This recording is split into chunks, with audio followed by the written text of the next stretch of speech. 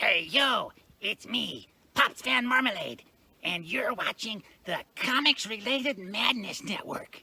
Huh? So come get some. CromCon. CromCon.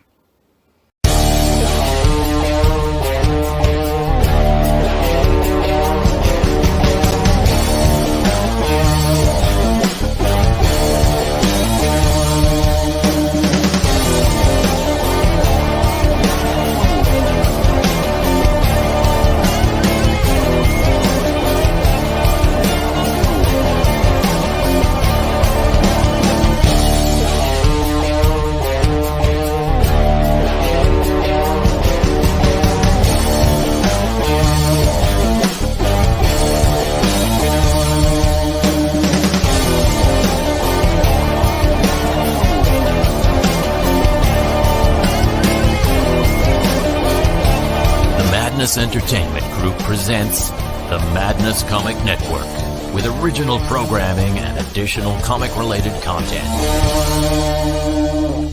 Hey, we want to shout out to our sponsors, Daytona Beach Comic Con. If you are a fan of comic books, if you're a fan of comic book conventions, and if you like meeting comic book creators and getting comics and comic-related stuff, then you need to make your plans to attend Daytona Beach Comic Con. This year's show is September 9th and 10th. Silverline will be there, so you should make your plans to be there too. We'll see you there. If you like comics and find yourself in the Orlando, Florida area, doesn't everyone come to Orlando at some point in time to see the House of Mouse? But when you're here, you need to make it a point to visit Coliseum of Comics, especially the one on East Colonial Drive. They carry Silverline comics, even a limited edition Coliseum of Comics version of our comics. So, when you go, be sure to ask for Silverline Comics and tell them we sent you. OCD stands for Orlando Collector Deviants. OCD, Steve and Trish, they're a family of geeks who promote geek things, particularly those around the Orlando, Florida area. They're big supporters of Silverline, and we think you should be supporters of theirs too. Go give them some love. If you are an independent comic book maker and you need to get your independent comics made, you need to look no further than Kablam Digital Printing. They print our books, and they do a bang-up job. They're not only trusted by Silverline, but many, many independent comic book makers. Head on over to kablam.com and see for yourself just how easy it is to have your comic printed by them. And tell them Silverline sent you. Hi, this is Tim TK, host of That Silverline Show on Tuesday. Join us at 11 p.m. Eastern, 8 p.m. Pacific every Tuesday night as we discuss pop culture and the joys of making comics. Hi, I'm Barb Kilber, co-host of Silverline's Wednesday Wham. Join us each Wednesday nights as we discuss comics, literature, movies, and anything else that may catch our attention. I'm Roland Mann, and I host Silverline's Silver Sunday. Join me every Sunday at 8 p.m. Eastern as we make mine Silverline. Ladies and gentlemen, welcome to Show on Tuesday. I am your host, Tim TK, and I am joined, as always, by Mr. Quentin Bedwell. Yes, right here. And joined, not as always, but now and maybe in future instances, Mackenzie Wortman. We'll see. Hi. All right. She's probably going to the Sunday show, the big kids table. Hey, listen, it's only because of the time difference. I'm not sure if I can keep up with you guys. Yeah, it's pretty late. Which, Tim, it's not too late on your side, right? No. I am on the left coast here, so the sun has just set. We're still in the peak hours of dusk. It's pretty vibey. It's 10 o'clock here. So it's 11 here. Oh, really? Well, yeah, This is going to be way late for you. Oh, yeah. Yeah. Well, normally Jose is our East Coast time person, but he's on nocturnal, so that's his normal rising hours. But this is our host for tonight, and we're going to be talking about another kind of hard skill episode. And drawing this week. And drawing this week. As opposed to the last one where I was the one drawing. I was learning how to ink and doing absolute butchery to Pete's cover for Wolf Hunter. I did not see it yet. I should watch it. I definitely got to watch it now. Oh yeah, we're doing. We're going to go over. We want to do a little more craft centric episodes for our show since we all do a craft of some sort, and we wanted to do more of a hard skill focused on. We did Eclipse Studio, also formerly known as Manga Studio, going over some of the basics of inking. Like if you're just getting into the program, how do you get comfortable with it? What tools do you look for? What settings do you get set up? And where do you go from there? So this week we're going to be focused more on writing. And writing doesn't really have any unique tools to it. If we have to go to one and explain like a pen and paper or a keyboard, you might need some preliminary education there. Yeah. Hey now. And alcohol for some people. Yeah. Cool. Yeah, no, exactly. I just get my mom drop a pen, a pad, several gallons of bourbon, a cabin in the woods, and you moonshine. There you go. So we're gonna be talking about. It depends on what genre that you're writing, what you drink, right? Yeah, no. I've been working on mystery noir stuff, so it's a lot of like bourbon and and whiskey. If I was going into Scotch, yeah. The next project we're working on is a very high concept, spacey kind of a trip. So it's going to be nothing but you might have to switch over to drugs then. No, it's going to be nothing but absinthe and some other mind altering substances. Yeah. Yeah. You might have to go more natural. Yeah, exactly. This Roland may have issues with the story, but yeah. There's where we're going to keep it on. That's what we do here. We're the West Coast show. We're a little more loose here. We're vibey. Yeah. But part of a group of skateboarders and longboarders who are all in their late 20s and above. So everyone has some form of sciatica or knee pain. But over here in Oregon, they filmed the movie Stand By Me. And and they have that full trail that you can go along, which is the trail they filmed on down to the house. And there's actually like several miles that you can also skateboard on because it's pretty well paved and maintained. So it's an annual thing where they get everyone on boards and just go up to the top of the mountain and back on longboards. There's one dude, I kid you not, his name was just, for the sake of privacy, I'll change at least his first name. But no last name was ever given. It was just Mushroom Kevin. Mushroom Kevin. I love it already. I know. And he brought a lot of tea to the to the ride, and he's like, "Hey man, you want some tea?" I'm like, and I had Monster Tea with me, very heavily caffeinated tea. I'm like, "No man, I'm good." He's like, "No, you want this? It's better. It's more natural, man." I'm like, He's like, "Yeah, psilocybin, bro." Yeah. I was like, "I'm good." But no, he was chill, like 16 miles up and down. He was just vibing, man. Man. Yeah, I've had my share of being around folks that like to do that stuff. Yeah.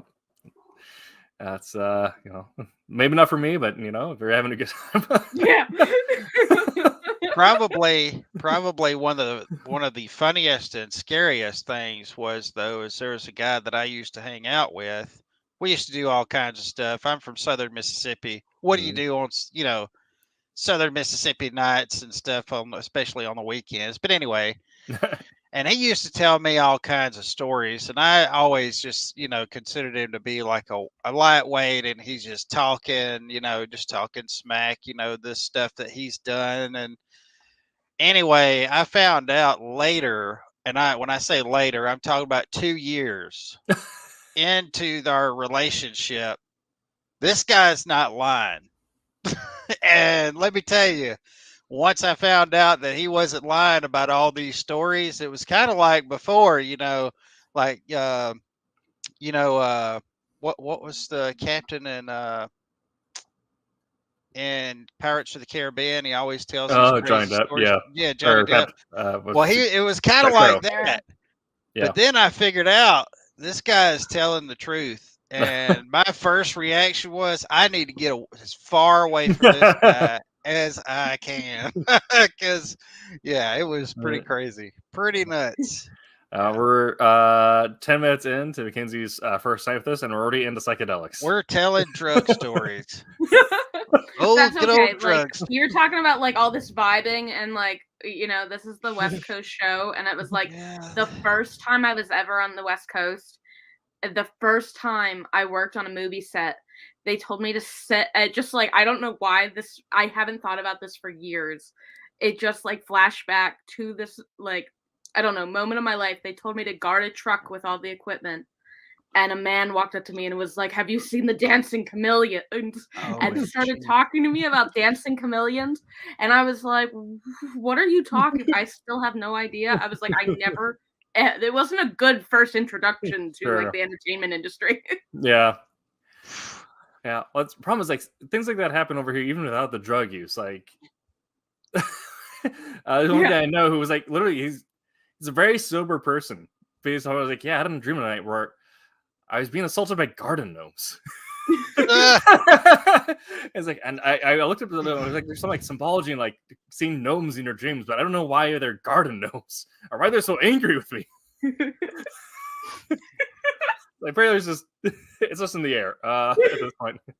Garden gnomes is a big thing around here because I know when we were in office, what I would do if somebody was out sick is I would go to the dollar store and I would buy all of these little dollar gnomes and I would just put them all over their desk. It was hilarious. One time my brother left to go on a trip and I had to house sit for him and we filled his refrigerator up. We had him outside. We hid him around. We put him in his bed. It was great. That's fantastic. It cost a lot of money, but it was worth it. It was worth it. I don't know what it is about gnomes. I had an aunt that used to buy like just these random gnomes. I mean, anywhere at flea markets, at Dollar Trees, and then just mail them randomly. I mean, it would just you get a package in the mail. I've heard of people doing that. I've heard of people doing that. Well, I guess the next level of that I've heard about is you can mail someone a potato. Like there's a service. My sister did that. Yeah, there's a service where you just like order someone a custom potato with like. Yeah, my sister did that when I was sick last year. She sent me. It's called a potato parcel, and you get it, and it's a potato. And for hers, they like engraved or like put a picture of us on it, and then something about like, until you're better, look at this potato. I have never heard of this. Yeah, I've never heard of a potato parcel. Yes. Wow, I'm already learning from this from our stream tonight. Holy moly! You want to get like put a warning in it. They're like, "Do not eat this potato. Go plant it." It's yes. like, okay. Those potatoes been chemically stabilized to be safe during travel. When you get into perhaps the least educational portion of the show, we'll be talking about perhaps the first step for if you're looking to write a comic in particular or writing really any story. The first thing you figure out is what story are you going to write? Because it's not just a cool idea. You have to do what is known in film, but I think it's a skill that you should use in writing prose or writing comics. I do it in comics a ton, which is breaking the story or going in and actually it's one for common in TV because you have like 15 writers in a room, but to actually go through and break it down. So if you're working with a collaborative partner, like if you're co-creating something, it can be very helpful to do a proper breaking session where you actually design the story elements. But before we get to that, we break even more of the ice after psychedelics and potatoes. That was just the introduction. Yes.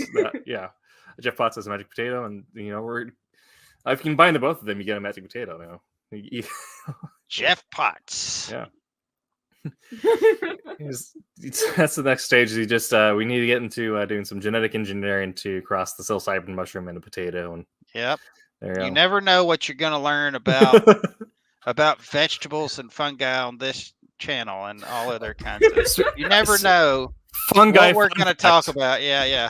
Fungi fun fact. This is blowing my mind. This is a thing that was published recently. A group of botanists have put out a research paper that has been vetted and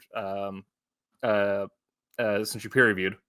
It's an entry to it. They still need to do more research, but they have found that the nerve systems that mushrooms and funguses will put underground, mushrooms in particular, not all fungi, but certain mushrooms in particular, that they use to connect to other types of mushrooms. What's creepy is these are some of the necrotizing ones, but they've already know that plants will put off electrical signals and like their nerve roots and whatever, and they're kind of random, they're all sporadic. With these mushrooms, though, they're not random or sporadic.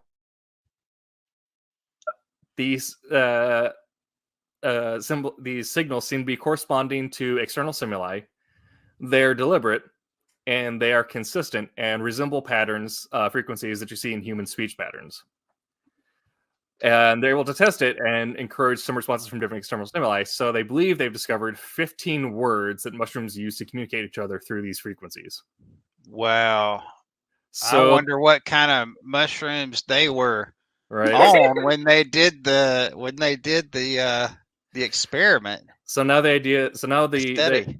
the next level of that study is going to be testing if mushrooms have some form of low-level intelligence or sentience that you would expect from something like a squid or a dolphin, or that understands, like, essentially has a learning system or like an internal learning system that would eventually lead to higher brain functionality. Wow. So mushrooms may be sentient. It's cool and terrifying when you think about it. I was gonna say, Yeah. I had obviously I came from a small town and we had ag classes, and I could not sleep for 2 weeks when I learned that some plants actually scrm when you cut them. We just can't hear it. Yep. I couldn't sleep for 2 weeks, and even I now can. when I broke a tree limb, I still say sorry. Yeah. Yeah. Yeah. Mushrooms getting higher than that. Ugh, I can't think. It's a little weird. Yeah. So mushrooms, they talk. Well, they keep on putting studies out like this. We won't be able to kill animals or cut down trees for houses. So it'll be one more reason not to cut down trees and do mushrooms. Yeah. Are you doing the mushroom, or is the mushroom doing you? That's right. Yeah, so you're thinking, let's go get some shrooms, and they're thinking, hey, let's go get some humans. Yes. Listen, it will get to that point that you need mushroom consent. Yes. It will get to that point. The mushrooms, they ride you like a host. Yeah. Anyway, so the traditional icebreaker we do around here is we talk about what we have. So we actually got a suggestion last week, which I kind of like, which is what's on your playlist.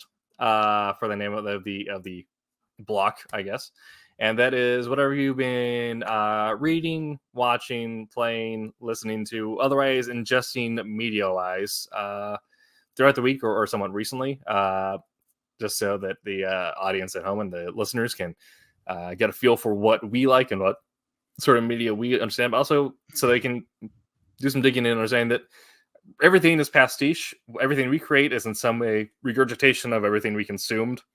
So it's kind of fun to see the trail go from point A to point B. So we'll start with Mackenzie. What have you been? What's been on your playlist this week or month or however long?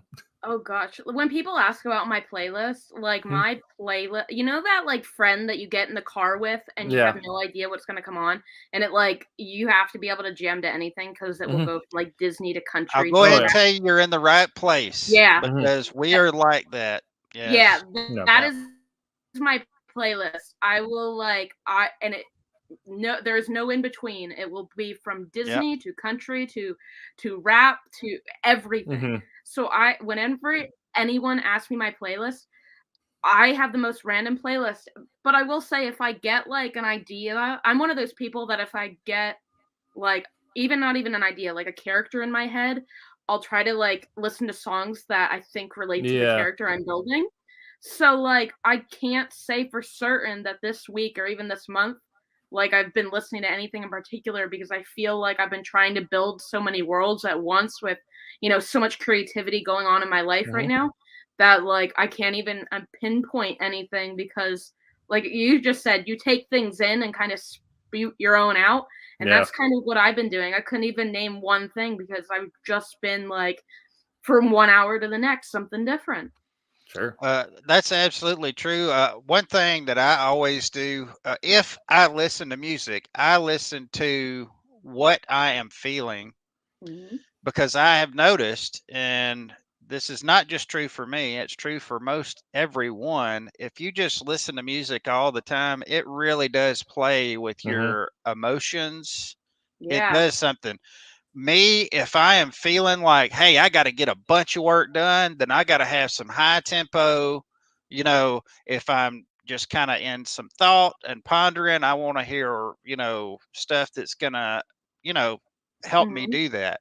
So I try to control the music and not let the music control me. Yeah. So there's no telling what I'll listen to at all. Absolutely. Sure. Yeah. I'm exactly the same way. Understandable. I have severe. I have severe ADHD, but I also have severe musical ADHD. But recently, last Friday, Meshuggah, Islander, and Glasslands all put out new albums, so I've been blasting all of those. And those are all Meshuggah is classically known as gent, but it's progressive death metal.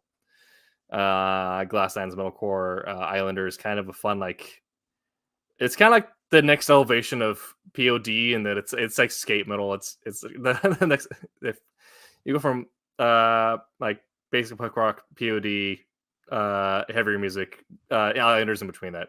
But I've been going between that and glitch hop jazz fusion, like Tut Tut Child. So my car, child. Yes. So my car has been going from saxophone and trumpet to just mind-breaking riffs at 180 BPM. Yes. And that's the way it should be. Oh yeah. All right. What have we all been watching recently? Mackenzie, we're gonna start with you.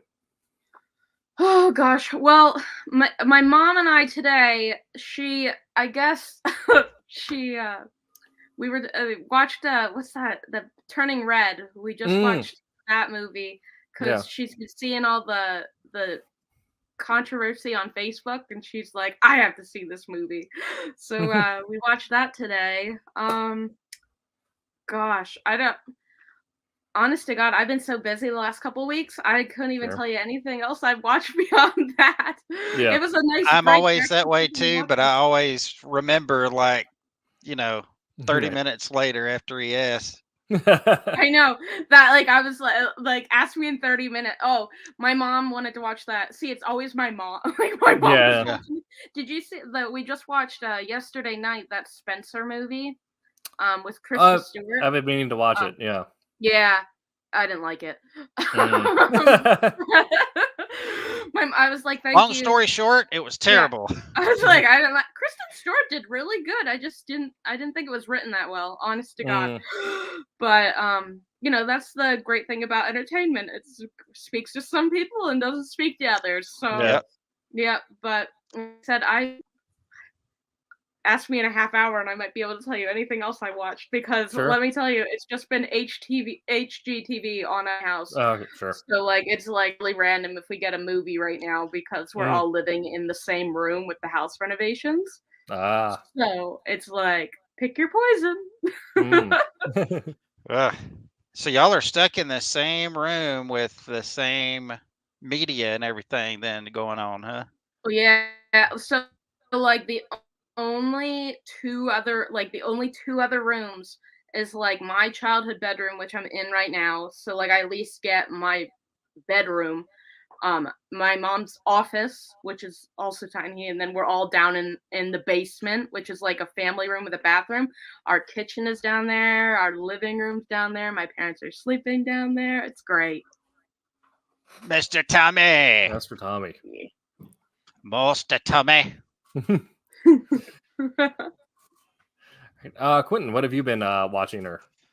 I haven't really watched much, but I did watch Moon Knight. Ooh. The next episode. Ooh. So I'm real excited to get to the next one tomorrow. As well. Yeah. I'm really pleased with it so far. They have two out, yeah, but they have two. Yeah. Tomorrow the next one drops. Yeah. So I'm real excited about that. Other than that, I don't know if the rumors are true. I do know that AT&T did. It is official that Discovery now has Warner Brothers, DC, and all that. And the rumors around the rumor mill is that they are doing. Now, don't quote me on this. This is just the talk. They're going to do the Snyderverse Justice League 2. Now, do your own looking it up. Look it up. Supposedly, they're going forward with it, which I was just down just a couple days ago thinking, we're just not going to ever have any of that again. But evidently, they're looking into it and they're trying to go at it with the plan this time instead of, the way they've kind of been doing stuff. So, okay. I'm real excited about that. I haven't really watched. I think I said last week that I had watched something. I can't remember. I was going to go see Morbius. Has anybody seen Morbius? I have not.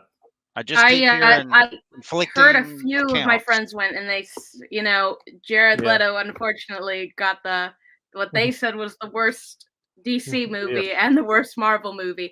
I liked Suicide Squad, so I can't say much.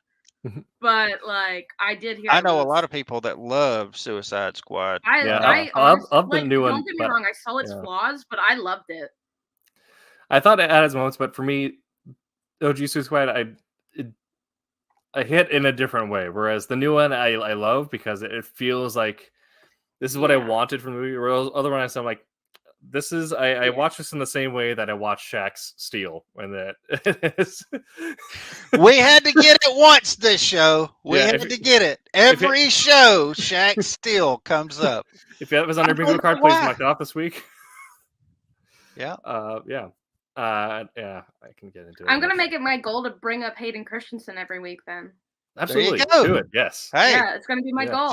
Tim has his with Shaq Steel. Mm-hmm. I don't know what mine is, but I'm sure there's something. Maybe I'll start doing mushrooms. Or no, not doing them. Doing them. Start mentioning them. It's coming next week, and Quinn's in his chair. Yeah. Hey guys. I can see the audio feed. Yeah. I think yours might be G.I. Joe. I don't know. I think maybe it is. Yeah. Maybe it is. Maybe G.I. Joe action figures. Yeah, I don't know. Yeah. But man, where were we on that? So I haven't really watched anything. Tim, have you watched anything this past week? Aside from Moon Knight, I haven't watched anything. By the way, the figures have been revealed for the Moon Knight, but they're not coming out till later. Also, the figures for Thor, Love and Thunder have come out. Ooh. So I've got to see some of the characters that's going to be in there. That's pretty cool. Yeah. I don't know. I don't know how I feel about the God Killer yet. Christian Bale's character. Yeah. He looks quite a bit different from what you see in the comics, but who knows? Plus, I don't know exactly how they'll be able to do it like one-to-one from the comics. I wouldn't want them to do that because honestly, I'm not 100% satisfied with the character design that they went with, but that's the kind of thing I do. Just like y'all talk about whenever you watch a movie, you talk about the writing and the pacing and all that kind of stuff. I kind of on a level you look at the do that, design. but I don't pick it out like y'all do. But when I see, I'm more visual. So character designs, set designs, I really pay attention to that kind of stuff. And a lot of times I can kind of gloss over some of the plot devices and stuff, if the visuals are good enough. In my opinion. Yeah. Although Halo, whenever they took his mask off, that'll be mine. That'll be mine every week. I'll talk about Halo taking Master Chief's helmet off.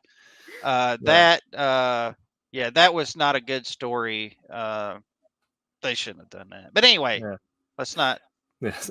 I feel like that, but like just adding on to that, like, see, I can usually, it is funny because like where that's your thing, like that again, like you said, that's probably like I go off about pacing and like I'll be like, okay, how many beats are they putting in like this and all of that, like, but there are some characters, you know, that either I'm aware of, like there's every so often there is that moment, like, and I think a good example is like Aquaman when they cast Jason Momoa.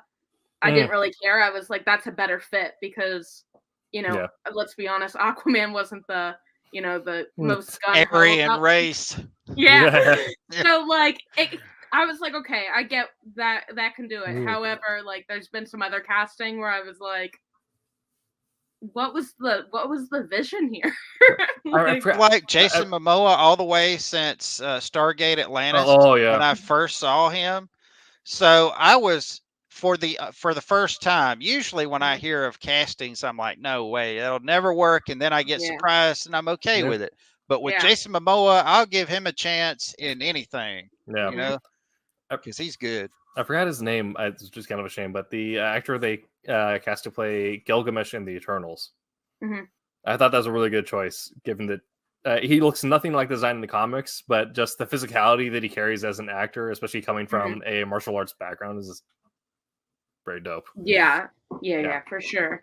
And like I feel like now, like when I worked in you know, the entertainment industry out in Los Angeles, like I was like I got to see casting, I got to fit into it. So sometimes like when I see those casting calls and see the casting sheets and all that, sometimes I do say like, okay, I don't see it or something like that. But sometimes like I try to give it the benefit of the doubt because I know sometimes actors walk in and they have a charisma that fits the character that, you know, an actor that looks like them never could. So, you know, there's been like anything else, there's been times where it's like, yes, this is amazing, I'm so glad. And other times where it was like, this was a train wreck from the start. So really just pick your poison. Watching wise for me, it's just been Moon Knight. I watched the first episode of Halo. I need to catch up on that. But yeah, it's been I've been busy pushing paperwork over here and not really watching film, but working on stuff to create video content. For those of you who don't know, I also work on a channel called Tabletop Collective, where we do tabletop board games and all that. And for that, we need to prepare and paint miniature armies. So I've been doing that all week, working on, actually, I'm going to get the box out instead of the actual mini because they're very tiny. They're 28 millimeter base, but preparing some British Airborne for bolt action. Oh, so yeah. Ooh. So I've been camouflage is what I see. Oh yeah, that's because you have to do the British pattern DPM on their suits, and like for something that's this tiny, that's gonna be a time sink. Yeah, it's gonna be a nightmare. But mostly I've just been having like the Great War History series playing, or even like putting on like live shows of concerts and just letting like the recordings play in the background while I've been working on stuff. So it's just been a lot of sniffing glue and huffing paint over here. Lots of acrylics in the nostril. No mushrooms though. No mushrooms. All right. Okay, next one is playing wise. Mackenzie, do you play games at all, board or video or anything in between? What have you been up to? Well, like I said, usually my go-to like relaxation game is Red Dead Redemption. I'm like, if I need to go relax, I'm going to watch that or going to play that. So like that's my go-to. However, like over the past it wasn't so much this weekend, but like last weekend I was like, I just need something, and you know, like Star Wars is my go-to for like relaxation, and I played the Darth Vader VR game system. like, because just being able to like immerse myself in that world and just pretend like that is real for like an hour or two just like takes my stress away. So I did play that the other week. Not much beyond those two, though. Right. I am glad to have another Star Wars cultist on the show, though. I love it. Several things, but almost see it. Yep. Yeah, it's kind of angling myself in tiny frame. Yeah. I could like spin you around my room. Yeah, I'm like literally, nerd. Quentin, what have you been up to playing wise? When I did play, I played DayZ with a friend of mine. I've told you in the past. He's we play that game. It's not DayZ the standalone game. It's DayZ the Arma 2 mod. Yeah. They don't even call it the standalone anymore because it's nobody even really knows anymore about the Arma 2 mod.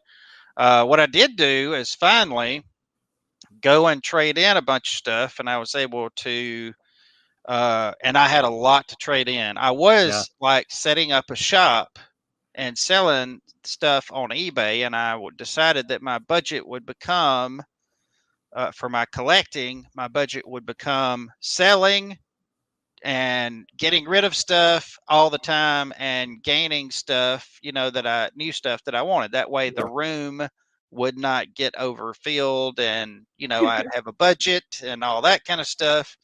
So anyway, with the $600 rule, when that came down, I had to quit selling. So a few things had mounted up, and when I say a few, it's a few. It's quite a bit. So I found this store in San Angelo, Texas here, and I was actually able to go trade in some stuff. And let me show you some of the pickups that I made. Now, these are some that I've been waiting on for a long time. Oh, okay. I just don't like this. I don't like man buns. I don't just like cut it off. That's what I told my wife. I said, I'm going to cut that off. That's what I'm rocking in the office, though. I let it out after work, but... Let's see if y'all can name them as I put them up. Now, this is a Gamerverse. You might not get this one. I don't know. Yeah, I don't know that one.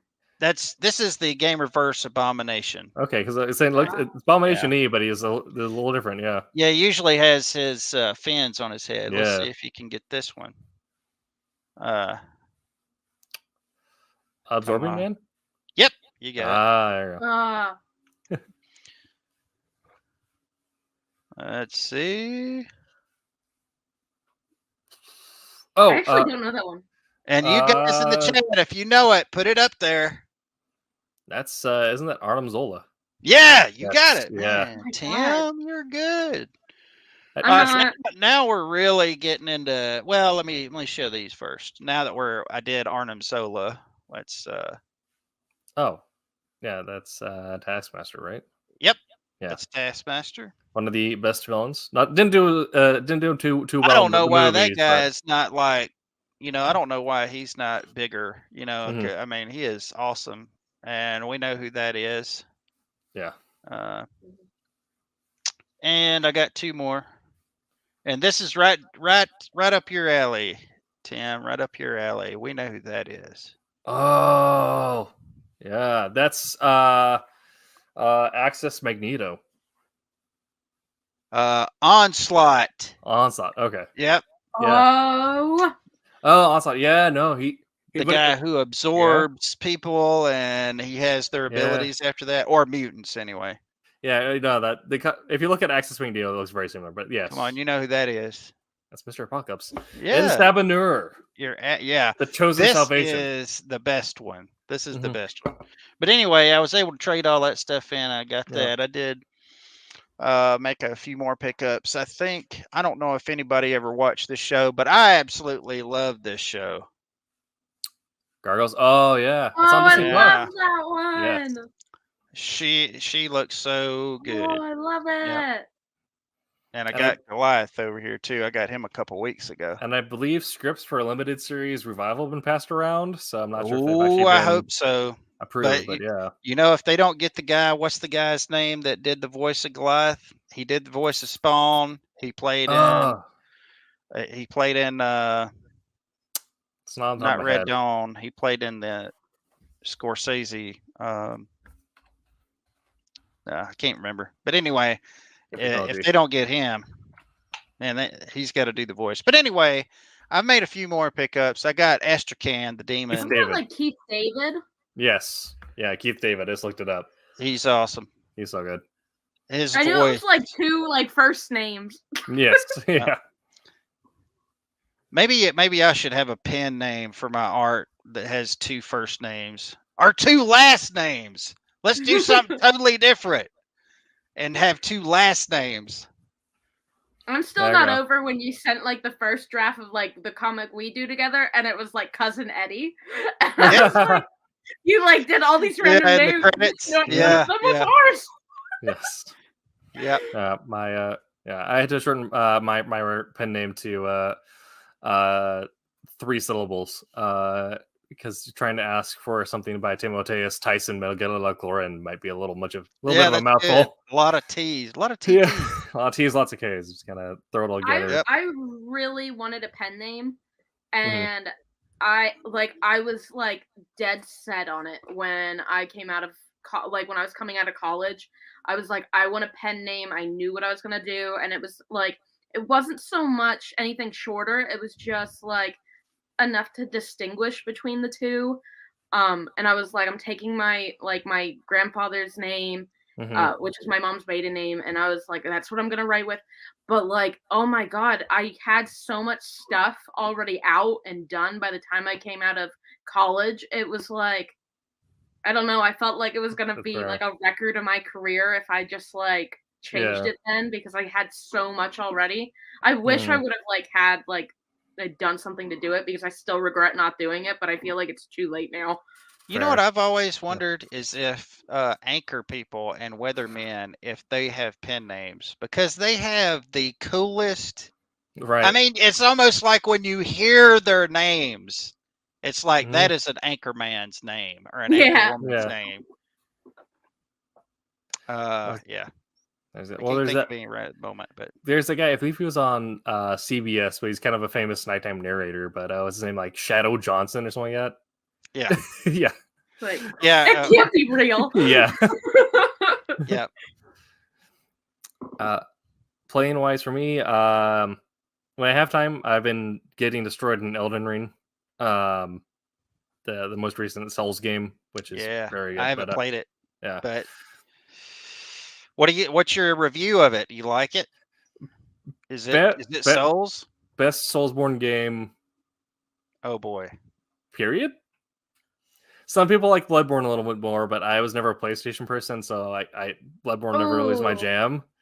So being a PC player is always all the Souls games, and then this one now is just very, very good. Well, I will have to check into it then. Yes. Yeah. And what did you play it on? I don't even know what platforms it's on. I'm playing on Steam on my PC right now. Cool. But I believe it's on PC and all consoles. All right. Other than that, PlayStation has me so whipped. I wouldn't be able to change now. Yeah. It's like your first gaming console, like and that's what happened. I just can't do it. Yeah, my first gaming console was actually PlayStation 1. I was PlayStation up until PlayStation 3, and then transitioned. But I always had the Xbox because the Halo series had me, and then Halo 3 was such just a grabber that I just moved on over to Xbox and then Gears. And the only reason that I got after I started PC gaming, the only reason I got any consoles after that was just because of exclusive titles that I couldn't play on PC. Man, you can do so much on PC. You can mod, certain games, and I mean, it's so cool. You can like give new life, like Skyrim. I bought that game 4 times for 4 different platforms. But PC definitely by far. I mean, because they were putting out all these Game of the Year versions and remastered and all that with mods. You could do all that stuff before they even ever put it out. So that's like the only reason I would ever like consider going to PC is because like see what you said. Ask a question, you think 10 minutes later. I love Skyrim. Like that's my other go-to just to relax. And it's like you can't do mods on PlayStation, and then you kind of just get stuck and have to buy and have to update. And it's like if I just for me, outside of PC is usually PlayStation though. Now, for a long time, it was PlayStation exclusively because they didn't charge for online, but then they started charging online. But I kind of forgave them a little bit because at the time, Xbox was doing some shady stuff with, you can't borrow your friends' games. And, they were saying all that stuff. Y'all remember that debacle. Oh, yeah. But anyway, but now I haven't got an Xbox One. I don't have a PlayStation 5. I'm still PS4, and I get on PS4 from time to time. I do have a Switch. And the PC game, and I haven't really done a lot of gaming in general. So I've been doing so much work and stuff. I haven't had time. Yeah. The other thing that kept me on PlayStation for as long as it was the Metal Gear Solid series. So I played Metal Gear Solid 3 or 2 completion, then I played 5 on Xbox, but that one that's available. But the only other thing that we have had time to do actually was for my birthday this Saturday, we went to Coin Jam, which is our local barcade. Just a couple blocks down from the Taproot here, which has the best Sazerac in town. Very proud of their bartender for nailing the Sazerac. So that's my go-to drink there. So went there, went to Coin Jam, and we just played cabinets all night. And my show and tell for the week for the last time on the show, when I featured something that I won in a claw machine at Coin Jam, it was Cable. For those who remember. Good old Cable. This time we got Arnold Schwarzenegger as Mr. Freeze. Oh yes. Hey, there's rumors floating around that McFarlane's fixing to do the 80s Batman line with Mr. Freeze, Riddler, Two-Face. If he does, man, I will buy those figures if he does that for sure. But that's pretty much what I've had time to play. Did come you should have told me we were doing show and tell. I got so many antiques last week. Your show and tells are bigger than life size, though. I know what your show and tells are. Your show and tells are like. On Sunday, I was like, Roland's like, come in. And I was like, okay. And I don't know if you guys saw, but I had to bring one of my dinosaurs into my house because there was nowhere else for me to fix her. And there was nowhere else for me to chime in. And I was like, I sat trying to hide the dinosaur, but at a point, I don't know what made her move, but her head looked like she was grabbing me. And I was like, oh, this isn't going well. Seeing your, my problem is I don't really get on Facebook a whole lot, but when I get on, there's a few places I go, and one of them is to your post because they're always interested. But I love dinosaurs, so I mean, I just think they're awesome. Well, thank you. One day you'll probably see them. They'll chime in. For viewers, I'll log in from my garage. Yeah, for viewers who don't know, for anybody who's watching that don't know, would you tell them what you do? That or is this something that you wanted to do later, Tim? No, absolutely, it's a good time.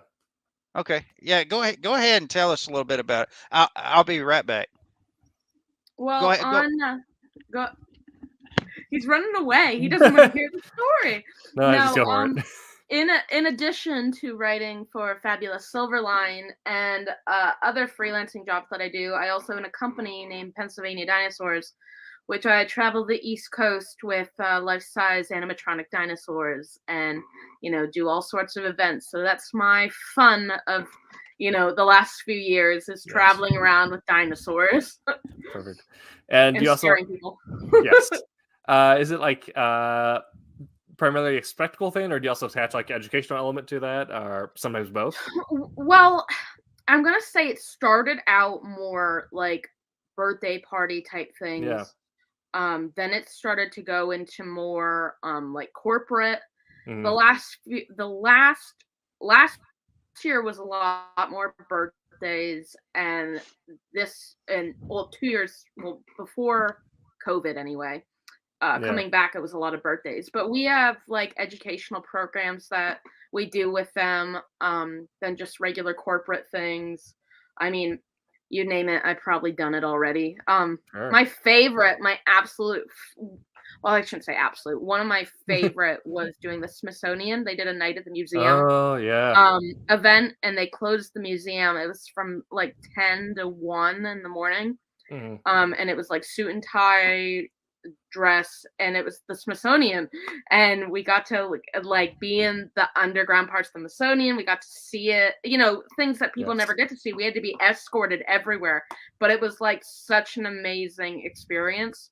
That was probably one of my favorite. Now, when you say corporate, I'm imagining something like, "Hey, congratulations on making a partner, Brian. We got you a dinosaur." We've done like prank videos for corporate. Okay. We've done like family days. We've done like I said, you name it, we've probably done it. I'm sure we've done that before. Brian, you have a promotion. Here's a dinosaur. Yes. Perfect. Yeah, kind of like one of those dancing grams, huh? Let me tell you. Yeah.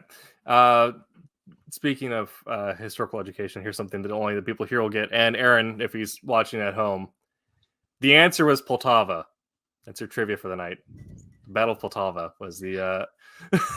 I even I used to be on a trivia team, so as soon as you said trivia, I was like, oh, and I was like, I feel like I've heard this one before, and I was like, I think it begins with like a P or a B, and I was like, I'm gonna think of it, and I couldn't, and I refused to look it up because usually I wake up in the middle of the night. Right, it comes to you. It. Well, now you just told it. Yeah. All right, I'm gonna share my screen while we move on to the next. That way we got some art going. Yeah, well, I was actually going to share our screen here when we get into the writing part. Sure, go ahead. Yeah. Now we're going to get into breaking a story. So breaking a story. Yes. So sometimes it is, as the thumbnail suggests, that you are horribly breaking something and like, oh no, this no longer works. I've created so many plot holes. But when you're breaking a story, it comes because you're breaking it into parts or into beats. And usually that's your first step in writing, is you get an idea for a summary, or you get an idea for a synopsis, or what the general arc is going to be, and that can usually be told through a log line. So the very first thing you're going to do when you get to actually break out the story and write it in the first part is, what is the story you're telling in the first place? So kind of like how we did me learning how to ink as a group exercise. we're gonna break a story as a group exercise. So especially comics, but a lot of stories are character driven. Sometimes they are plot driven, but especially comics, they are character driven. And the usually most important character is your protagonist, because the protagonist needs to protag. So does anyone have an idea for a protagonist or a hero character that we could put into a story? Mushroom Kevin. Mushroom Kevin. All right. Good one. Yes. All right. Boy, she's quick too. Oh, wow. Yeah. That's the vibe we need here. How should I up the zoomage on here? Unless you want to see my face like this. Yeah. That's not how you spell protagonist, but that's all right. That's what all characters for. Protagonist. Protagonist. There you go. Protagonist. Protag. Person who acts. There's your Latin lesson for the day. And so typically you end up getting a villain that is their mirror, that is their usually your hero has some sort of defining moral or emotional feature to them, and the villain is the flip side of that. Either they've gone a step too far, Well, they share the same goal. They're taking the wrong path of going about it. That gives you more of a sympathetic hero, or the more it's like a flip end of that, where you got a lot of traditional stories where it was like someone's the epitome of being gregarious, other one's the epitome of greed, what have you. But usually that comes after you might get an idea if you have a really cool visual for your villain. Like, I know exactly the kind of bad guy I want to beat the crap out of my hero with. But sometimes it comes after creating the conflict or the understanding the path that your heroes come through. Like, what path would then, lead back into their moral feature or their moral failing, and what villain would then be a nice heel to that. At least that's the way I kind of think about it. Mackenzie, is there any particular way you think about creating the journey first, or the villain next, or how do you think about that? I've learned, and I'm going to explain it like this. I feel that I am building myself to be a successful writer. I've done a lot of things. People seem to like my ideas.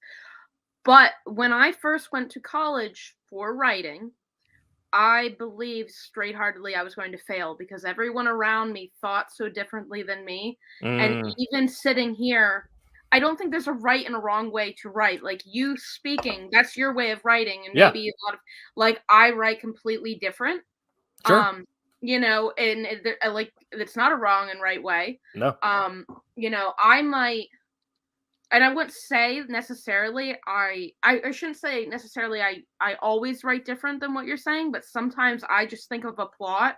And then I think, okay, now I need to throw characters into this. Or I might think of a villain, or I might even be writing another story and throw a character in and fall in love with that character and realize after developing that, I don't need this character, but I fall in love with them. So I'd be like, okay, well, I'm going to pull these story elements out of this story and this character, and I'm going to throw it into a new story and see what I can do with it. Yeah. So I'm a juggler, so to speak.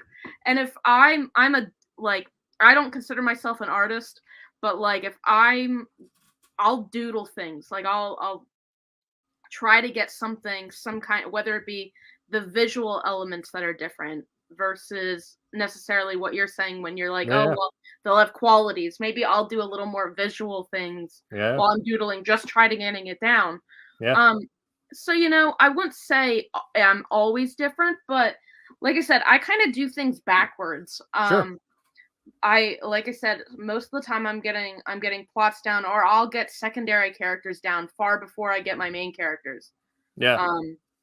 But like I said, it's all part of the process. It's whatever. Honestly, it's whatever works. And as you know, any writing is rewriting. So it's just you see what works, and you might have to change things. And some of these characters that you even write down, like Mushroom Kevin, once you start developing, once you get the plot, you may need to be entirely revised. You may need a completely different character, or you may go oh, I like my secondary character more. I mean, it's all just this huge process. And like I said, it's not that different when you're rewriting film, or it's the same across the board when it comes to this. So like I said, my process is a little backwards. But I mean, I wouldn't say, like I said, there's moments where it is similar. It's just there isn't a wrong way. Right. Definitely. There isn't really. This is just kind of the way that when I think about doing hard pre-writing, this is what comes to mind first, is just throwing it all together at once and then going through and the best whereas we covered the entire tool of Clip Studio 2 weeks ago, the most important tool you need as a writer in a HelloFest TV is no, typically not. I guess there might be some person. I guess there are a lot of comics that actually do feature broken marriages. But typically I don't. But when I was writing Wolf Hunter, the first thing that came to mind was the plot first, and then I created Willard after that, and then revised a little bit of the plot. And then I guess I can talk about it now because it got announced. But Soul Ascendant, I had the character first. I had Invictus in mind first, being a Roman demigod, and then the plot kind of came from that of making it more sci-fi and space epic. Yeah. So there's definitely no real wrong way of doing it, and definitely as a writer, you're probably gonna bounce around between doing both. And yeah, like I said, the best tool you're gonna need as a writer is rewriting and the backspace or the cut button. And I always say people tend to think writing is really easy, but writing is the bones of everything. Like Quentin being an artist, he can't draw until we write. And you know, and if the bones aren't sturdy, nothing built on top of it is going to be sturdy. So you need to, like, you know, and it sounds really dumb, but at this process as well, you know, you're thinking about, you know, the larger story, and sometimes that can harm you. You know, sometimes you need to build the character first. So, like, you need to make the character believable. You need to sit down, and we look at Mushroom Kevin and we're like, oh, the story isn't flowing. Okay, what's Kevin's favorite color? What's his mother's name? Like, things that you wouldn't even think were important, but the audience at the end of the day is going to think is believable. You know, and like I said, maybe someone that comes in is going to be like, well, that's unimportant, we don't need to write that. It's really important. You need that sturdiness to build the rest of the story on. Yeah, for sure. And sometimes you're just seeing stuff. Two tools that I will recommend getting are the what's it called? The Writers Helping Writers Thesaurus package.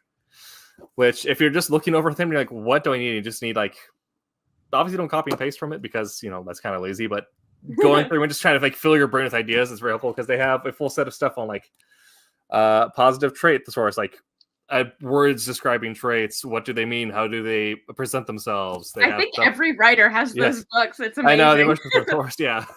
They're, like, literally right there.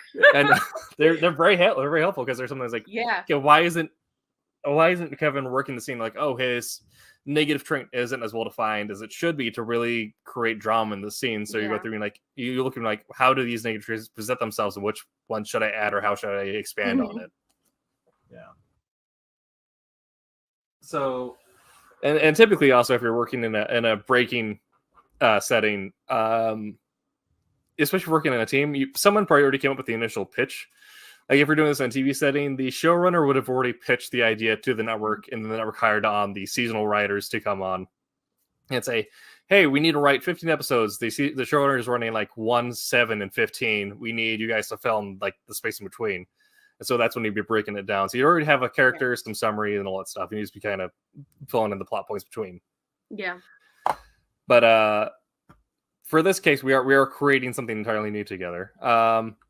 So if we were looking at plot first, kind of thinking of, like, okay, I have this idea for Mushroom Kevin, which is a great name for a character. How would I fit him into a story? What kind of story fits that? Sorry, not to jump on you. I think this is, like, really important because, like, right now what we're doing, like, we're 3 creatives coming up with this. Yeah. And I think that's a lot of things that people miss is, like, you feel like you have to get everything perfect the first try, and you think you can't reach out to other people because you're like, oh, it's my story. Like, even for writing my comic, I wrote the first draft, and it was yes, I got that out, and I had to develop it farther. And I remember I, like, texted Quentin, and I was like, hey, this is where I'm at. And he even just, like, did a couple doodles, and we threw ideas back and forth, and that's what got it flowing and where it's at now. Yeah, so that's invaluable. Yeah. What we're doing now is exactly what people do, you know, and should do. Yes. It's weird for comics because it's more of a prose thing. But for my scripts, I do have a set of alpha readers that before it even goes to editorial, I'm like, all right, is this a story? Like, are these words? Well, and like, as the creator, like, I always say, like, that script is our baby. Like, so, like, sometimes we, like, how parents can't see the flaws of children, sometimes we can't see the flaws of our writing. Yeah. So sometimes other eyes will be like, hey, and sometimes it's tough. Like the hardest thing for me, and it was more for script writing than it was for necessarily comic writing. Right. Was kill your darlings. Oh yeah. And I was like, what does that mean? That sounds violent. And it's like, you really do have to learn that. Like, sometimes things don't fit. Sometimes things you love need to get cut. And that was a very hard lesson to learn. And oh, go ahead, Quinn. I was just going to say, as far as like being too close to something, and sometimes it takes other eyes to see things that you don't see because you have an insight on the story that anybody else won't have because it's coming from your brain and you are churning all this stuff and putting it out there. And to you, it all seems perfect, because you've got it all in your head. But for the average person that just comes along and reads the story, they don't understand some stuff. So it's really good to get somebody else's take. In the art side of it, with me, I am staring at this stuff so hard. Like right now, I'm drawing a building. And I am now working on a window. And see, I am putting every line that you see in this is going to be something that my hand did, obviously.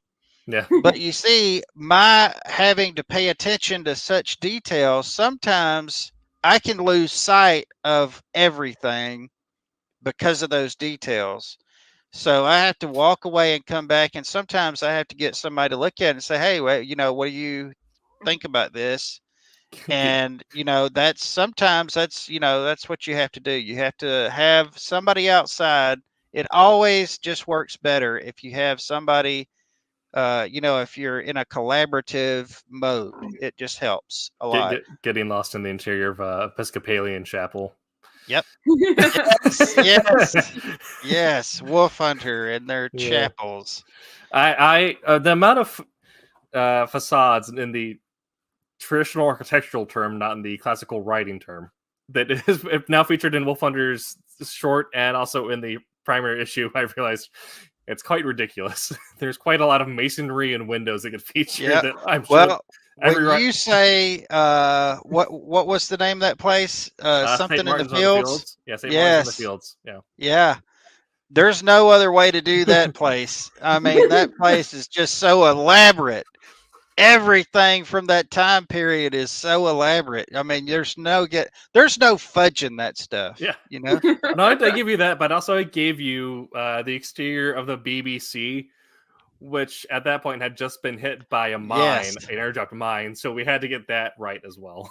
Yeah, and see that is the difference between drawing something out of your brain, out of your fantasy, and drawing a real place, and when I'm drawing fantasy, I'm like, well, in this world, there's not all this, elaborate stuff. But when you say, some place like that, you're talking about 40s or 30s England. Holy moly, Yeah. But anyway, go ahead. All right. Man. Anyway, so kind of going from this point forward, you might look. Mackenzie Martin, do you have an idea for a plot in mind? I might have ideas I want to inject. So looking at this from a plot, like where, like if we're just thinking like, man, I have a story I have an idea for Mushroom Kevin. I like him as a character. I want to put him in something. Because who doesn't want to have a story about a stony skateboarder?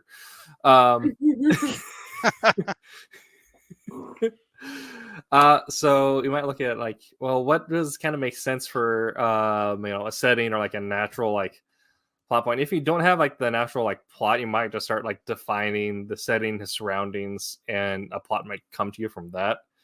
Or if you have an idea like, oh, I already have an idea for a conflict that works great for him to overcome. Either one. So kind of role play here. Do you think we should work on defining the setting more or defining the plot here? Well, I might go a little bit away from that before we jump to that. Sure. Let's get down, like, who is Kevin? Who is Kevin? Yeah. Who is Kevin? Let's figure out who Kevin is first. Yeah.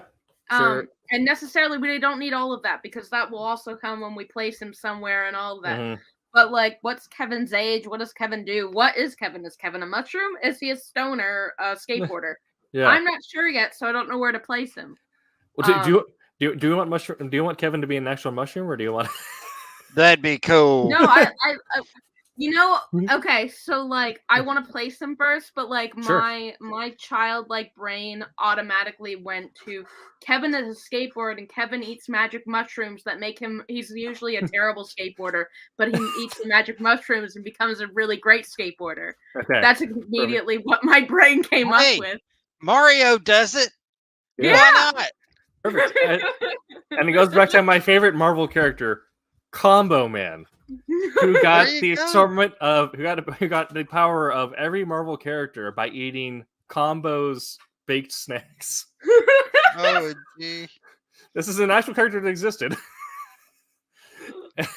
Wait, it's canon? Yes. What? Marvel had a deal with Combo Snacks in the 90s, and they created a character called Combo Man. And I can't remember exactly the breakdown, but I know that he had like the upper chest of Captain America and the lower chest of Punisher was like specifically mentioned. And he had someone else's abdominals. Like, man. Up. So you can look up Combo Man Marvel and you get a very fun dive on that. Well, I don't know if this will I'm add looking to this your up story, right now. but I think a really cool thing to do is like have a I like stories with gimmicks. What if you had Mushroom Kevin and he was an actual mushroom like you were talking about, and he's a skateboarder and he's just this regular character, but nobody really realizes that he's a mushroom. Like they just go about it like he's just a regular kid. But whenever you're drawing the story, he is the visualization of him is a mushroom. I think that would be funny. It'd be a little weird, but funny. It'd be weird but funny. And so, I mean, this happens a lot in writers' rooms too, where you might get ideas for two conflicting things. And this early on, we don't necessarily want to rule anything out. We're going to be kind of like throwing things at the wall and seeing what sticks. Yeah, see what sticks. Yeah, so No you get a lot. Bad idea. Well, because we don't even know if it's going to be a comedy yet. This could be something very sad. This could be a horror.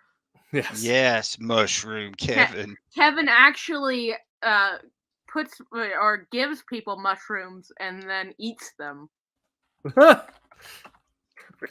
That's pretty good. And so you might get a lot of these fat ors put in the over document.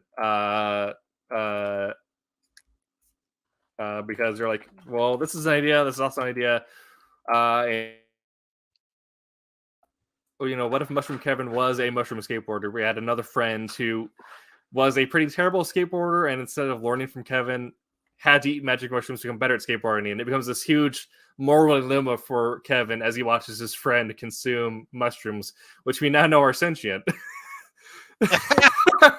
Yeah. So this is like a sausage party mushroom mix without. Yeah. This is something that Seth Rogen would play in. Yeah, that's what I'm saying.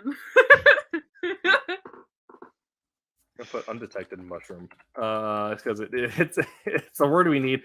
Also, the simpler you can get these descriptions, the better, because you just want references you don't want to be overloading your brain early on. That's his rule of thumb. If you don't make his love interest a gnome after what we've discussed today. Yes. And if you don't have a fancy pants Word document, you go to Staples and spend $10. All right.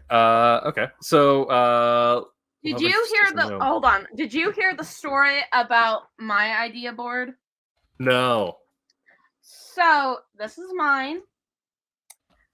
And I kept on coming home and it was erased.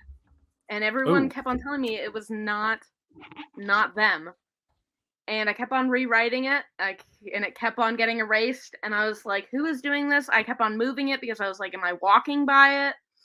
And I woke up one morning to like this sound of, I look up and one of my cats is erasing all the lines. I was horrified. I would be too. So I don't think you should go the dry erase route if you have animals.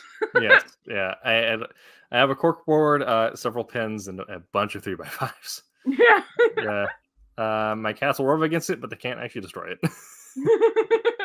Your cat's a spy sent out to mess you up. That's what it is. You're probably right. Could be. Oh yeah.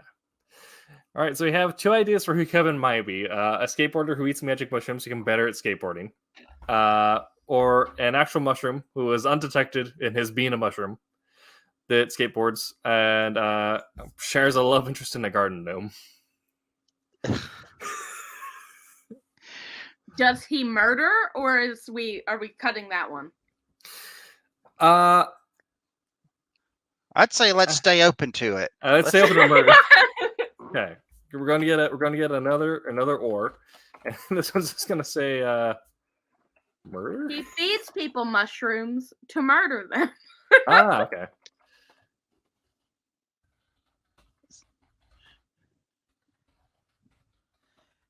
Maybe he murders them by getting them on mushrooms. He's like, you know why I'm such a good skateboarder?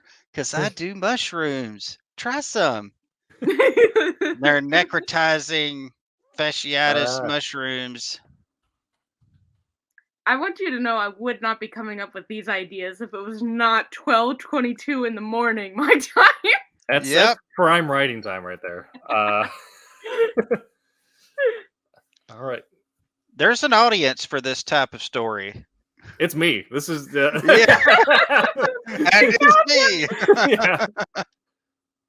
I told you, like, up until Department of Truth came out, my favorite story was curse words. My favorite comic was curse words because it is just so out there, bizarro magic that it's like bohemian hipster culture with the demonic invasions and a weird love interest. The being taught and the mentor figure is a magical koala.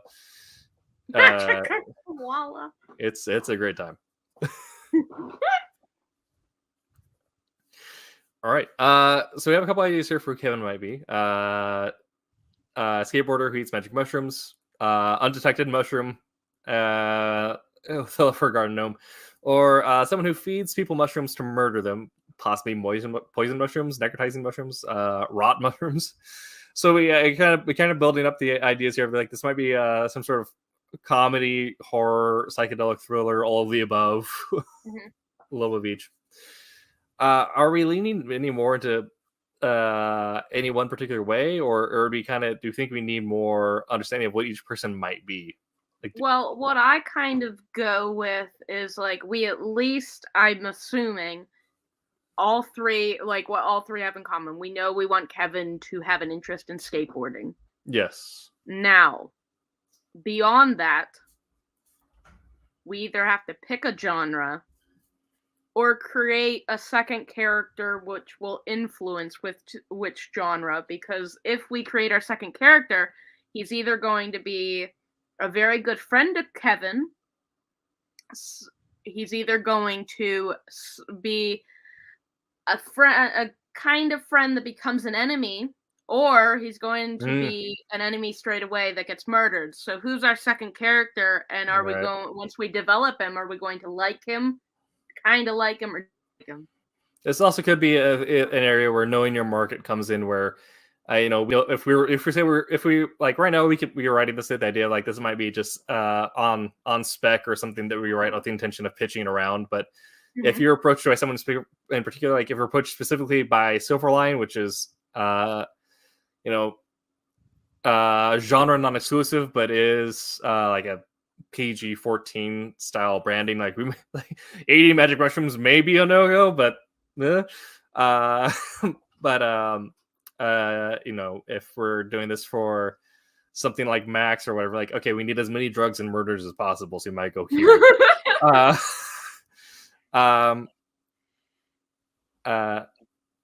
But yeah, we could go for defining a secondary character, because if we did go of like a friend turn rival, we might turn this into something of like a genre.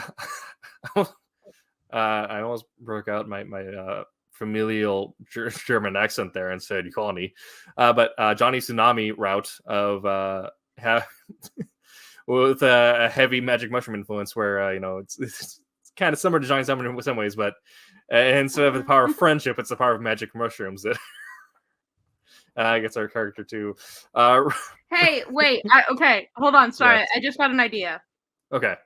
I don't know if it's a good one, but you know how like the old Gusher commercials where they would eat Oh, the yeah. Gusher and their head would turn into Yes. fruit? Like, what if that's actually Mushroom Kevin? Maybe like we can mash a couple of these ideas together. Okay. Like maybe we could take the first one, and the second one and kind of mash it together. And instead of him being an undetected mushroom all the time, he like eats his mushrooms, and that's when he becomes like a great skateboarder, and that's when he looks like a mushroom, and then no one Okay. knows his identity Yes. because Mushroom Kevin is only the skateboarder, and regular Kevin is like a dude that works at a burger shop that flips yeah. mushrooms. Yes. Uh, Yeah, so he's forced to live in obscurity because he's he only shreds when he's become the Mushroom Head. Yeah. And then that's we get a brand deal with the band Mushroom Head.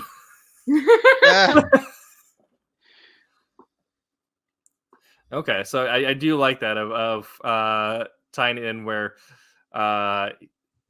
in addition to becoming a skateboarder, he becomes a mushroom at that point after consuming another mushroom. Yes. Okay. So you might start tying this up together. So tying in the love interest of a gnome or a garden, is this going to be a? Are we going to have? It's kind of like an MJ Spider-Man scenario where she falls in love with Mushroom Kevin, but Kevin's in love with her, and she has to fall in love with Kevin without the mushroom. Okay. But that girl loves mushrooms, though. And are we going to kind of do this where she kind of mirrors him, and that she's from a magical society of garden gnomes where they live as garden gnomes during the day, but during the night they come alive. So much like where Kevin has his secret identity, where no one knows that he's Kevin, but the mushroom has bear, no one knows that the gnomes are. Unless we just take away the humans and make this a society of gnomes. Interesting.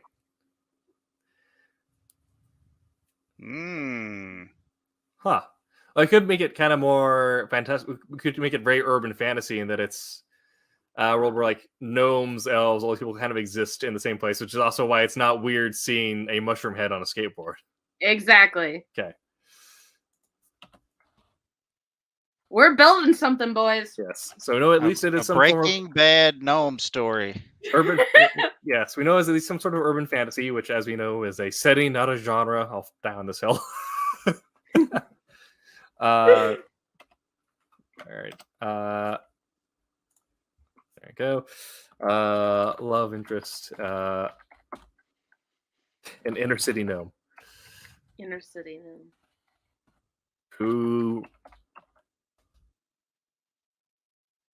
is a florist and is therefore a garden gnome.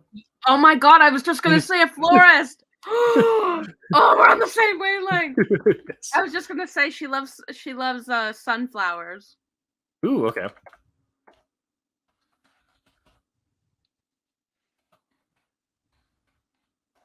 That was hilarious. I was just going to say that.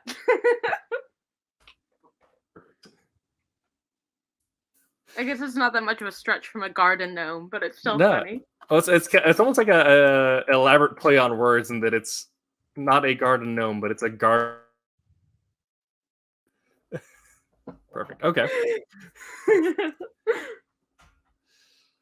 All right. So are we? Let's scratch the murder then. Let's scrap the murder for now. We'll do the try and true of doing your scrap page there, several documents down. In case something needs to come back, it can come back. But until that point, you put it. That's always back. what I do. Yeah. Oh no, that's Sabaton coming to Portland. See you there.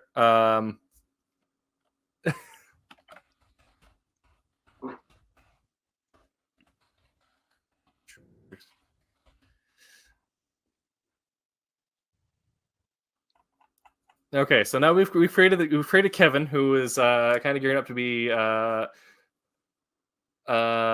something of a radical hidden identity type character who we may not get into anything like maybe not traditional.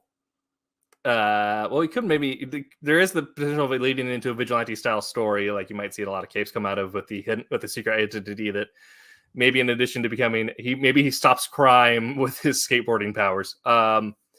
Or at least he's becomes a much better skateboarder that might turn into more of a sports style comic, in that it is focused on the acclaim of becoming the best skateboarder in the world or whatever, which also then might lead to some fun cameos from Mushroom Tony Hawk or Yes. Yeah. So kind of looking at now how we know Kevin, I'm thinking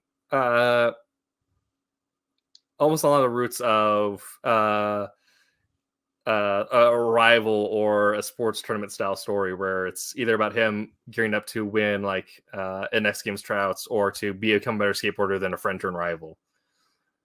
Is that kind of the same vibe you guys are getting? I like that. Yeah. Mm-hmm. Yeah. Which, when we were talking about the murder, I was thinking along those lines anyway. Yeah. And him Okay. offing him, but now that we've dropped that for now, anyway. Sure. Yeah. All right. So, maybe do you have Kevin? Do you want to go into defining who his counter might be, or a secondary character, or do we want to go straight into defining the goal here? Is he overcoming a rival, or is he becoming,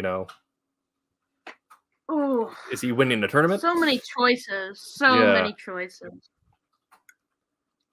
All right, so like, hold on. Before we go this way, is Kevin like a preteen? Is he like teens? Is he in his 20s? Like, is it like a school bully type of thing? Is it just a rival? Is it like where, like, what's that thought? I almost like the idea of treating it kind of like a early 20s idea. Like he might be working at kind of like a dead end service type job by day. Yeah. Radical mushroom skateboarder by night. Yeah, that's what I was thinking. He was working at like a Burger King or something. Yeah.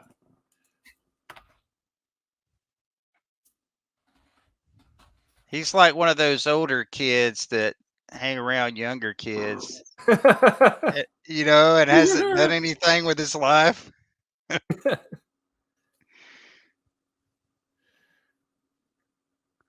And maybe like maybe it can be his rival that that Kevin feels like has been given everything his entire life, and that sort of deal, like the pure opposite of Kevin. He has everything that Kevin wants. Right. Kind of a raised on the silver spoon type kid. Yeah. Yeah. Well, Kevin is probably had to enter the workforce directly after high school. Kid probably got immediate full ride at college. Mm-hmm. Yeah. Say attending high-end university.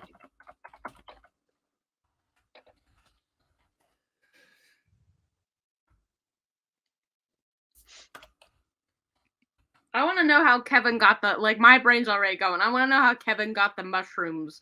I'm like, you're on this. I'm on did he have a spirit guide? We could so far off now. Yeah, he could have we could be just now defining the cast of characters at this point. And he might also have a mentor character, traditional hero's journey and all that, but also it's fun storytelling to have a mentor who's like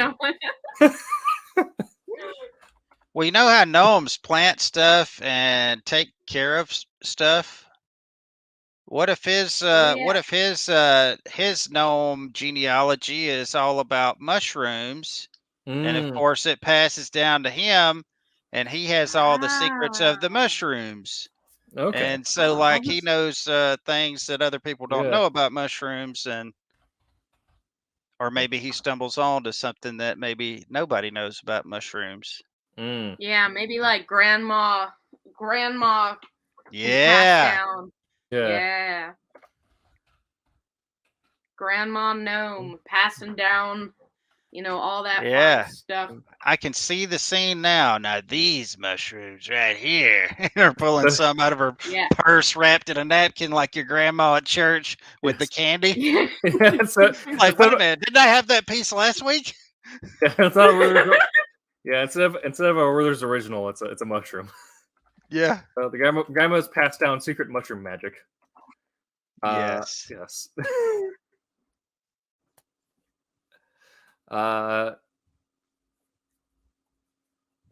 Okay. Some like traditional style like cultural folklore that goes into like, you know, back in olden times, kind of like the berserker style mushrooms or whatever, where like great warriors and champions ate these to become stronger and like bring great honor to our family. He was like, I'm gonna take this freaking like spread, that man. classic shit. Yeah. Yeah.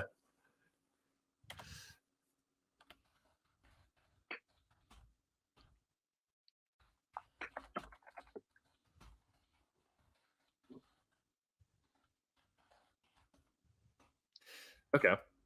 So and now we're already kind of breaking the elements of the story here, and that we know that it's going to be a rival story, which is very classic. Again, I'm just gonna keep on referencing Johnny Tsunami because it is. There are 3 stories. Oh, there are 4 stories. Man comes to town. A man goes on an adventure. Sharknado. And Johnny Tsunami. Those are the 4 kinds of literature. So we're gonna have a rival story here that's set up, and that's the classic tale of your working class, make it on your own, learn how to do it by the sweat of your own shroom type gnome, versus the parents probably got him the best skateboarding instructor in the area, paid for his whole high school. Probably also drives a really nice car that you might be able to do like a Street Fighter style scene where a bunch of kids just start kicking the crap out of it. We got the familial mentor passing down like the ancient folklore of these magic mushrooms that Kevin realizes can also make him a much better skateboarder, but no one knows that it's him. Which then also identity. Oh yeah. Which then also that might tie into an emotional struggle there, and that he doesn't feel like he's getting the acclaim that he feels like he deserves because he's skateboarding under a secret identity. But maybe that's something he has to learn to overcome, and know that it's not about the acclaim as much as it is about the effort and the hard work. Yes. Yeah. We have a moral to our story. We've really strayed from the murder. Just saying. Yeah, it really went. Now the other this direction. is a story I could actually read to my kids. Yes.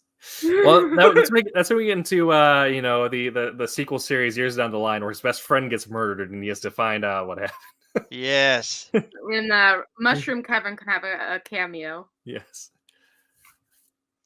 Yeah, he could be like the forensic, person who comes in. We think that this was a mushroom killing. And we know that you know a lot about mushrooms. Why, yes, I do. Perfect. All right. Do you also want the rival to be a gnome? Is he kind of going to be like even more of like the flip mirror of Kevin, or is he going to be something else in our fantastical city of rad people? Now I'm gonna go away from this for a second, but Sure. we can come back. Yeah. Just because, like, in this type of story, which is just gonna be like the norm. Mhm. Like the rival, I'm thinking like has the girl as well, and when I say has the girl, Kevin feels like he has the girl. Yeah. And I don't know why. Like I said, usually my brain just comes up with these, and like for whatever reason, like I pictured the girl as her name Rosalie, and the rival always gives her roses, but Kevin figures out she doesn't even like roses. She likes sunflowers. Like something unique like that. I always try to bring into the story. So like if the rival's doing this, is he like if she's a gnome and we know she's a gnome and they're having these interactions, like I think about this since this is a comic, they're going to be on the page a lot together. do we want some contrast, or does it work better to keep them all gnomes? You know, that right. sort of. Yeah. Do we want to go full Keebler with this? What if everything was like our world, but everybody's gnomes? That's just an idea. Yeah. And like they have Romeo their and own Juliet. terminology and stuff. Like you know how we say, "Oh man, that's cool," or "That's not cool," or you know, they could have their own terminology about stuff that's all gnome centered. Like that's so normal. You're be like you're the such a Smurfs. gnome. Yeah, Yes. yeah. That's so normal.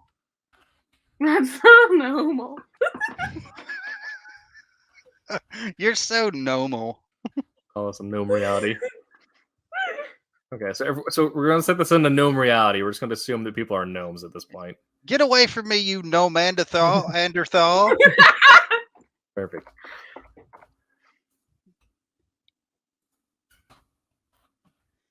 Now, see, that's the kind of stuff right there that people pick up on and memes get started, you know. Oh yeah.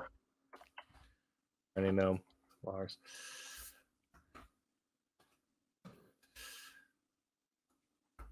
And all their last names can be like gnome centered, like Yes. Nomiette. Yep. No. Nomen. Noman.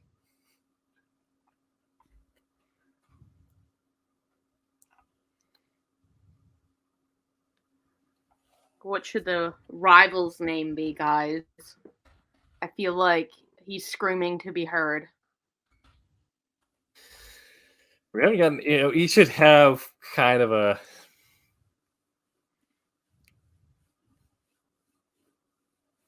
If we're playing hard into this, I feel like you should have like the very like snobby like name, right? Like Chester or something. Clarence. Clarence. Clarence. Clarence.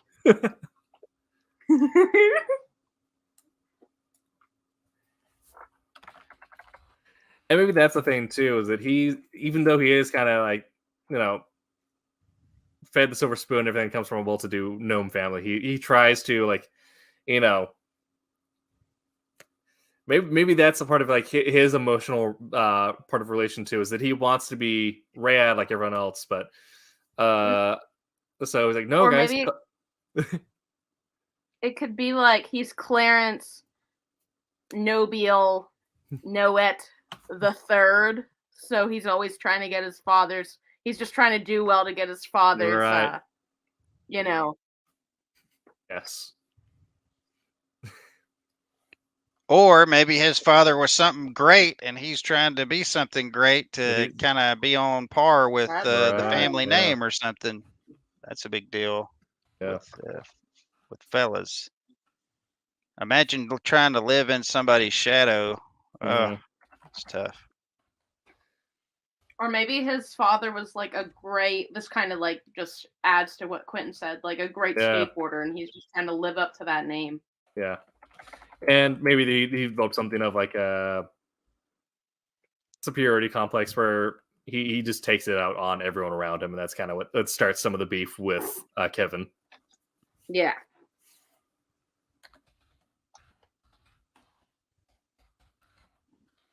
He built a great gnome empire. You could just do all kinds of stuff with that.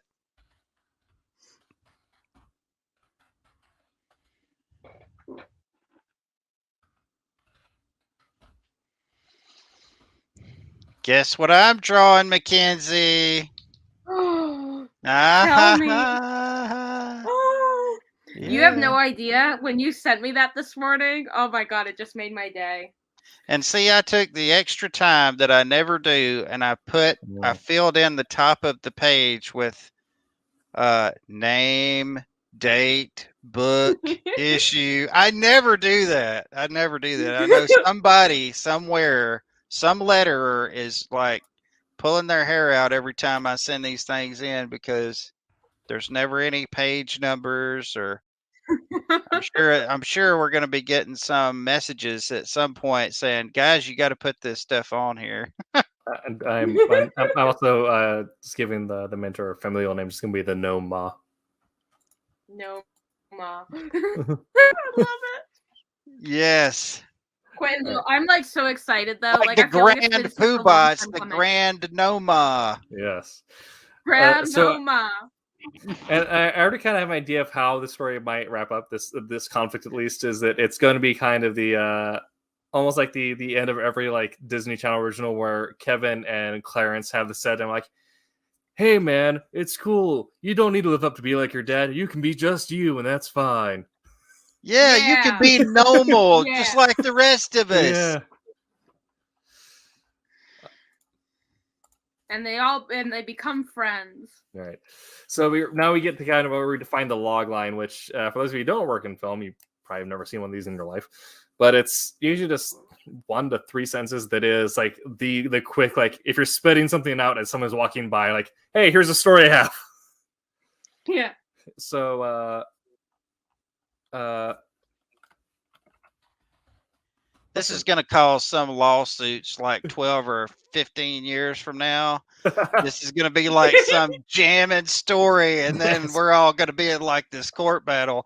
You know, I actually saw this happen with Deadpool, Mhm. with Overkill, whenever Todd McFarlane, Rob Liefeld, or Liefeld, however you pronounce it, and Stan Lee were doing a show together. And Yeah. Stan Lee said a couple times, you know, that they were on the clock, you know, that this all belongs to me. And of course, there Mhm. was some issues on all those characters that they Yeah. did because they actually did something with them. And yeah, it was funny. I actually watched that show and I was like, wow, that looks just like that. That is Deadpool.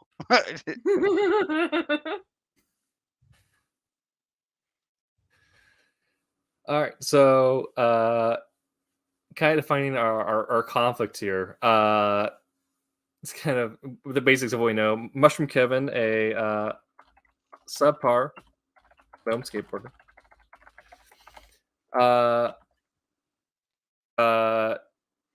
Is the one who's taking the action here, but the inside the incident, what happens to him, we kind of glance over, is that he's probably been razzed or bullied by a long time by Clarence. They probably went to school together. And Clarence taking on superior complex on him might have done a long thing to develop the beef. So when Kevin falls for Rosalie and sees that she's currently with Clarence, that might start his call to action to pursue the magic mushrooms. Yes. And maybe they like. Maybe it can be kind of like, and again, this is I'm not saying it correctly, but you might pick up what I'm laying down. It's kind of like whatever they're doing is kind of like the X Games, and before the X Games, there's like a homecoming, and then after there's a X Games, there's a prom, and she goes to the homecoming with Clarence, and at the end, she can go to prom with Kevin. Or sorry, reverse that. Yeah. Yeah. Okay. You get what I'm saying. That can be the call to action. You know what I mean? Something like that. Something that's really important when you're that age, but it means nothing when in 10 years. Right. Okay. Definitely. All right. You don't have to use that. I'm just throwing out what my brain is rolling out. Yeah. Well, yeah, so if we wanted to put them into like drop them back down into like a high school age, so they're all in high school together, we can absolutely do that. But I was thinking if we're keeping them kind of like in this mid-20s area where he's already gone to fast food and Clarence has started attending university, being someone from this scene, a big thing for everyone involved in it is if you live in a more rural area, which I live outside of Salem, so we're kind of out towards farm area, but it's barn shows where essentially like all the county's punk bands set up in someone's abandoned barn and rock out. So if you know, and it might be that, you know, there's because X Games do tour, they all have essentially touring tryout things where So Yeah. if it starts out at one barn show where Kevin falls for Rosalie there, but she's with Clarence, and he's like, "Oh man, I gotta." The next thing coming up is this like qualifier. I gotta ace that so I can get her. Yeah. I can see it.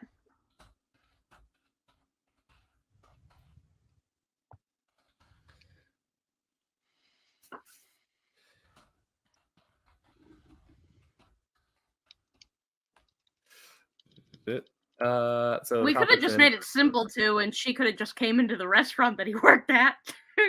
Very possible, but I mean, it's kind of like that. I like the idea of though, and like at a very punky barn show, just two gnomes make eyes across the pit. That's good. I really like your hat. Oh, I like yours too. And everybody has the same hat. Yeah, exactly. The normal classic hat. I mean, obviously, like the main thing that was actually going to win her over isn't that he proves that he's a better skateboarder; it's that he takes time to learn that she actually likes sunflowers and not roses. And that's going to be so. Another thing is that he believes he needs to be a skateboarder.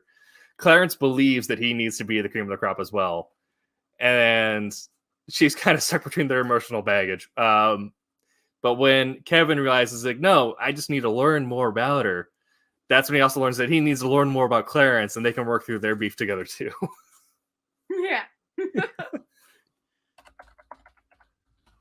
Perfect.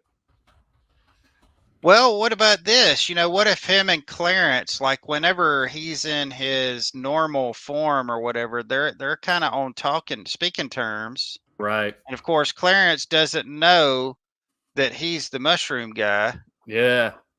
And the mushroom guy is then Clarence is talking to him one day, and they're like, or one part, and he's like, starting to tell him about all the pressure that he's under to be this and to be that and all that kind of stuff. And then Clarence or Mushroom Kevin starts to realize, maybe my ideas about all this have been all wrong, Yeah. And what if like Mushroom Kevin has like a Cinderella moment? Like that can be the revealing factor. Like he's like, Cinderella had to get out by midnight. He only gets a certain time frame with as he eats these mushrooms. So like, and something happens that his time that he's supposed to skateboard gets changed. So he takes the skateboard, or he takes his mushrooms to be good, and they have to change his time so he doesn't have any more mushrooms. So real Kevin needs to finish out, and it's no longer mushroom Kevin. Yeah. Real Kevin needs to skateboard at the end because he doesn't have his mushrooms. And he realizes that the gnar was inside him all along. Exactly. And then the reader realizes, as he's reading all this story, it is okay to juice before an event. That's obviously what this story is all about. Is taking supplements to make your performance better. Hey man, a little bit of no like you. A little bit of no stork is still part of illegal. We have him get arrested so they know that everything we wrote is illegal and you should do it. Yep. It just dawned on me, I just started thinking about all the people who have gotten so much trouble. It's like Russia in the Olympics. And then from then on, Kevin couldn't compete on the X Games under his country's flag. He had to compete under the Committee of Gnomes. Well, maybe that's the thing, is he wins, he beats Clarence out, and then his mushrooms wear off, and he's like, I give up my medal to Clarence because I've been juicing the whole time. And it's cheating, and so...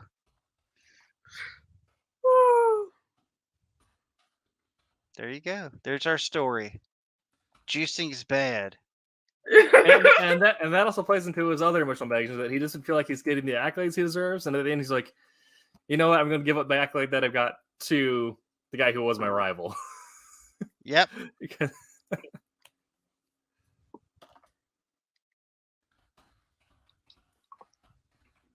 It's probably just because it's 1 a.m. for me that I think this is a fabulous idea. Yep. This is going to be the best ever. The next Silverline Kickstarter, you'll see it a year from now after it's been in development. Yes. Perfect. And now we have. We just accidentally wrote Silverline's next bestseller. I know. Perfect. Now, So, if we see something come out of DreamWorks, it's got something to do with mushrooms, we know what's up. Yeah, We exactly. can go back to the video. And that's also going back to, why you might break your story with other people and why you showed around is because the best trademark protection until you have the market is just having more people know that you wrote it. Yep. Yeah. I think that's a huge thing though. Like I think a lot of young writers are scared to get their stuff out there. First of all, because they're scared of getting their ideas stolen. Yeah. But like you said, it's actually one of the best things because like you said, I can't tell you how many scripts have had gone through like film festivals or just script festivals or anything like that, or even had studios or managers read. It's like those are protected now because all of these people know that was my idea. I own it, and that's huge. And now we have this as video evidence that this is ours. Yeah. Yep.